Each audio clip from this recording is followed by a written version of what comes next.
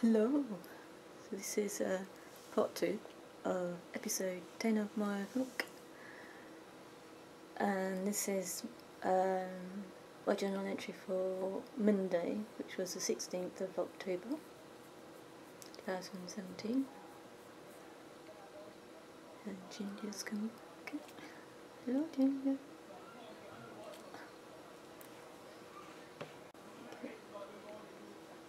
Today and yesterday, as I was walking through town, I was praying for random people passing by. Praying almost constantly that their souls be saved, that they open their hearts to God, and that their lives be blessed, and that God teach them honesty and integrity, and give them the strength to speak the truth, and the wisdom to know when others are lying, manipulating, or trying to control them, and to look inside themselves and to conquer any ego or darkness. Once you start, it's hard to stop, because how can you say I'm going to pray for this person, but not that person? I suppose you could say a general prayer for everybody, and repeat that.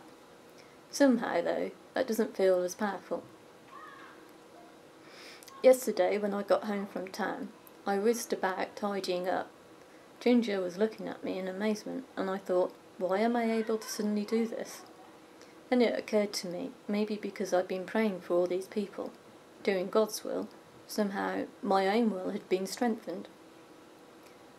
I don't know how, but the controllers are able to suppress your will, and this prevents you from having the will to do things, especially those things that aren't fun or very interesting. It's common for people on the autistic spectrum to have this problem. I wonder if this is another indication that people on the spectrum are being widely targeted, or that autism can be artificially or intentionally given to someone. What I meant by that is people on the autistic spectrum, they tend to have very intense specialised interests which they spend a lot of time on, but other things like chores or everyday things that you have to do to get through the day, I find it very difficult to concentrate and focus on those things. Earlier today it was very overcast. The cloud was thick and low, and it was a very eerie orange glow. This afternoon as I was leaving Tesco, I looked up and the sun was shining through the cloud cover, and it was red. I have never seen a red sun in the middle of the day before in my life. The people around me were also looking up, and I suppose wondering, like me, what the fuck. I took some video footage of it, but my camera didn't really capture the intensity of the colour. By the time I'd walked to Minster Pool, the sun was orange. It was bright orange, like a street lamp, but now, as I'm sitting in the park, it's white again. I'm wondering if something has been sprayed into the atmosphere. On the front page of a newspaper I saw yesterday, there was a story about a storm that was going to hit the UK today. It is very windy. I'm still sitting in the park. I'm wondering if this orange substance is something that controllers have sprayed in order to help create this storm. There have been lots of hurricanes hitting the US recently.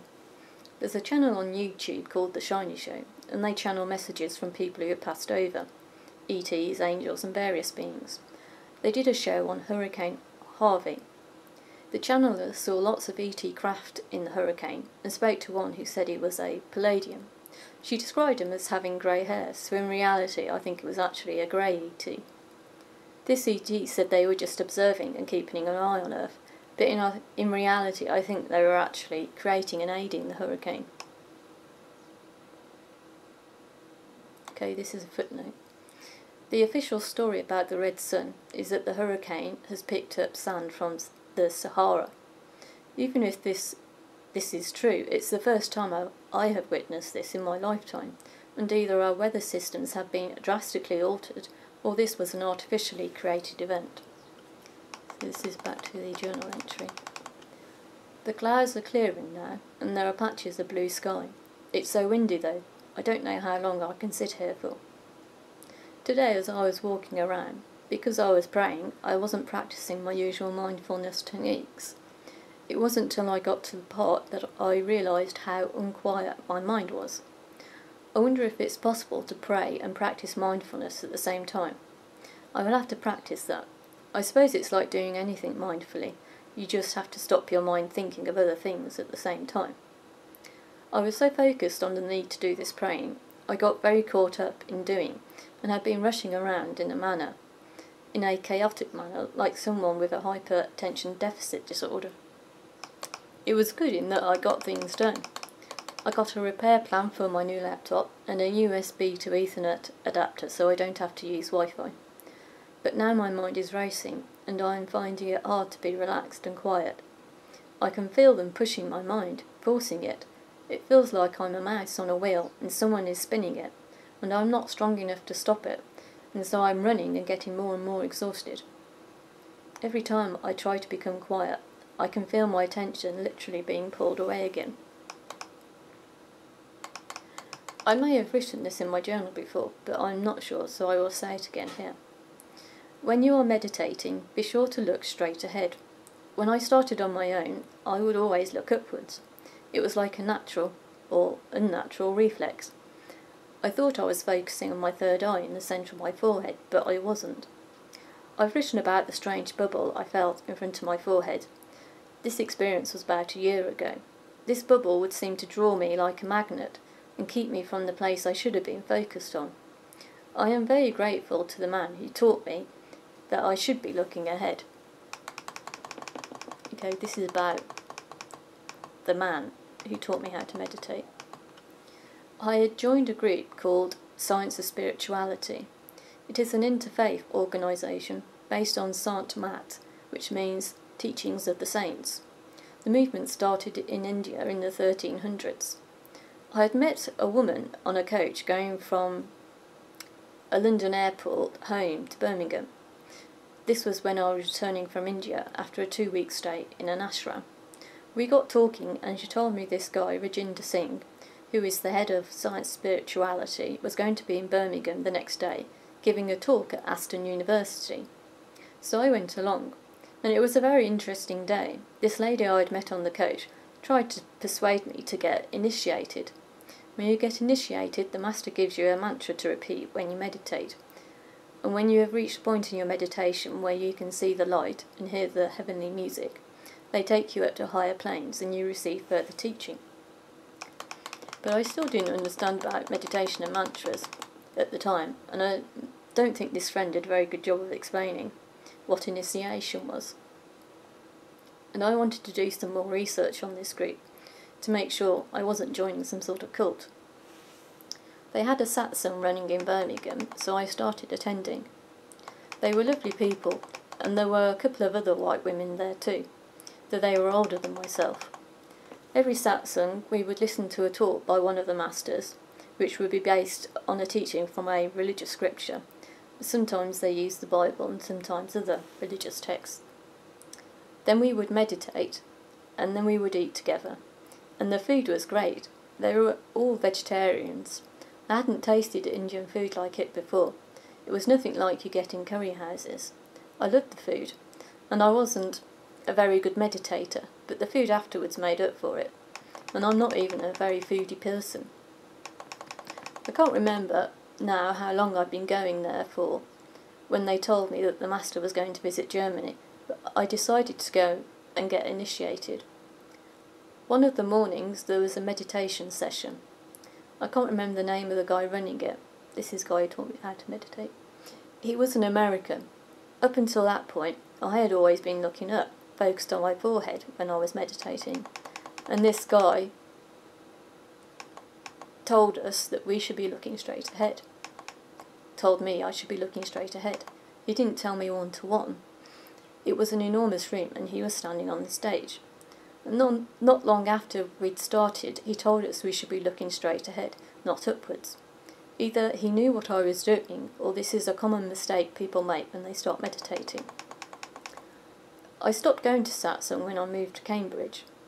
Now I'm closer to Birmingham, I sometimes think about joining again. But not having a car and feeling so ill in the mornings, it's not really possible. Maybe one day. And the satsangs run on a Sunday morning, unfortunately. So if you're a Christian, you'd have to decide whether to go to satsang or to go to church. Although some churches run afternoon services, so you could go to satsang in the morning and then go to church in the afternoon. Anyway, as I was sitting in the park trying to meditate, my eyes kept rolling back up, not into the back of my head, but I just couldn't keep them focused in front of me, and every time my eyes went up, the chattering in my mind would start again. As I've gotten older, this voice has become more and more repugnant to me, probably because I know there is something or someone else behind it that is masquerading itself as part of my thoughts. Several days ago, while I was meditating in bed one evening, I reached a place of quietness, and I felt as if my awareness had become centred within one spot within my brain. And I knew that if I wandered beyond that point, I would lose control of my thoughts again. But it was a battle. It was very hard not to reach beyond that spot into other parts of my brain, mostly behind my forehead and my temples. If I did, then I would be taken over again, and my mind would start chattering. I remember reading one of Lorna Burns' books. She's an Irish woman, and she's seen angels since birth, and she's written quite a few books about her experiences. I'm not sure which one it was. In it, she told a story about an angel who had given her a vision of the future. At the time, she was sitting in a hospital waiting room, and one of her angels came and told her to watch carefully, as she was about to see a scene from the future, which had a high probability of occurring unless humanity changes course. In this future scene, she saw a young man walk into the waiting room and go up to the desk. She could see inside this man's head, and she saw that he had implants inside his brain. These implants had cut him off from a point in our brains which connects us to the light. I think this is the light some people see when they meditate.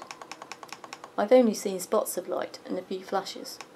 In satsang, we're told not to talk about what we were or weren't seeing in meditation.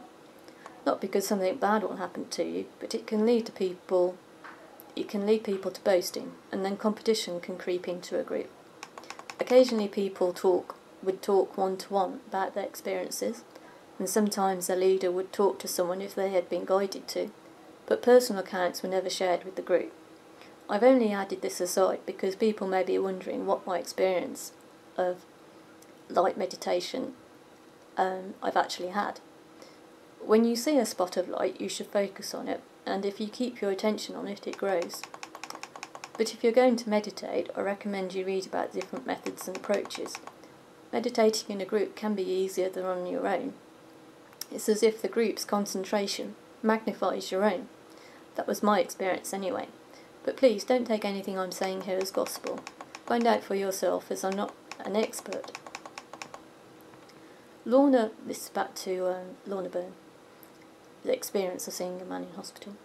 Lorna could see this man's awareness going round and round his brain, looking for something, but not knowing what it was looking for. It was as if he knew something was missing, but he didn't know what. She could see details about his life.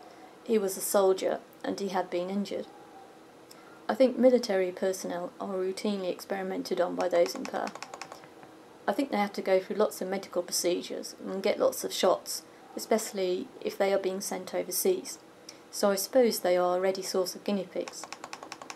I think I've read all of Lorna Burns' books, unless she has a new one out, and I don't think she knows about the conspiracy against humanity, the alien agenda, the New World Order, secret societies, or who really controls the world.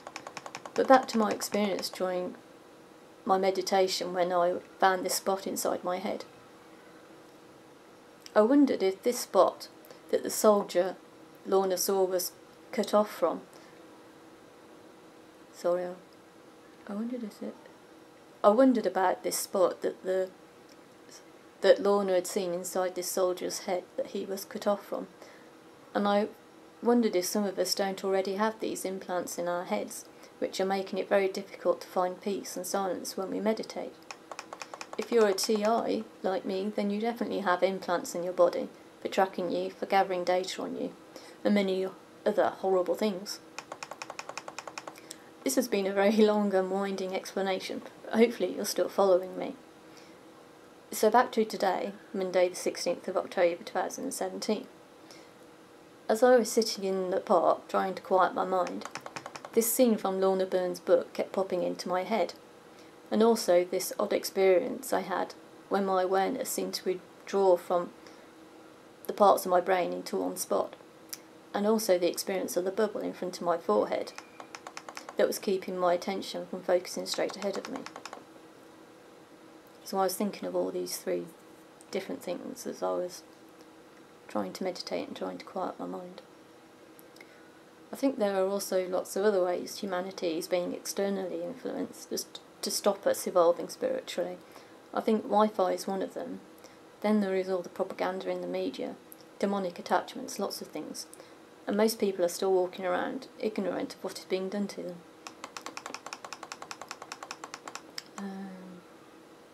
What am I going to do now? Even after I left Saxon, Spirit would encourage me to continue meditating on light, but I waxed and waned with it because I found it so hard. Guided meditations I found easier. Listening to another voice made it easier to stop the voice in my own head.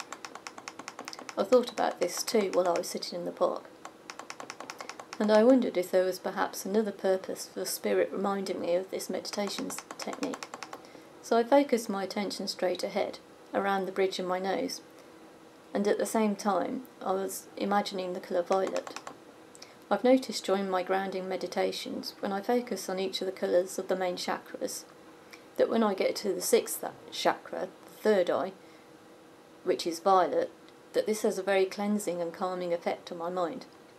Together, these two ideas, concentrating my focus straight ahead, as if through a point on the bridge of my nose, and imagining the colour violet, allowed me to walk home in silence, mostly, and I no longer had that rushed feeling. I'm listening to some Christian music at home now. I was beginning to lose my calmness and quietness, but after putting this Christian music on, my mind has relaxed again. I hadn't put it on for that reason. I just wanted something to listen to, and I was quite surprised by the music's effect on me. It's just instrumentals of Christian songs. There's no words to the music. I'm wondering how amazing it is that so many people come to love God simply because their hearts told them to. This video has 9.3 million views. I've got to the point where I'm at from a very reasoned, logical and mental approach. If you told me last year I would become a born-again Christian, which is what I'd call myself now, I would never have believed you. I've gone from thinking, well, Jesus was probably a very spiritual guy, but that's as far as it goes, and the Bible is corrupt and can't teach you anything, to thinking, well, I suppose there are parts of the Bible that have some spiritual value, to wondering where Christians get their belief in Jesus and the Bible from, and wishing I could be just that naive, which is what I thought they were, to thinking, well, I did like going to church on those occasions I went, and I believe Jesus was a real guy, so I suppose if I was going to call myself anything, it would be Christian. And then after listening to Doreen Virtue's testimony, and beginning to wish that I too could surrender to God and dedicate myself to knowing, loving and serving this invisible being who created me.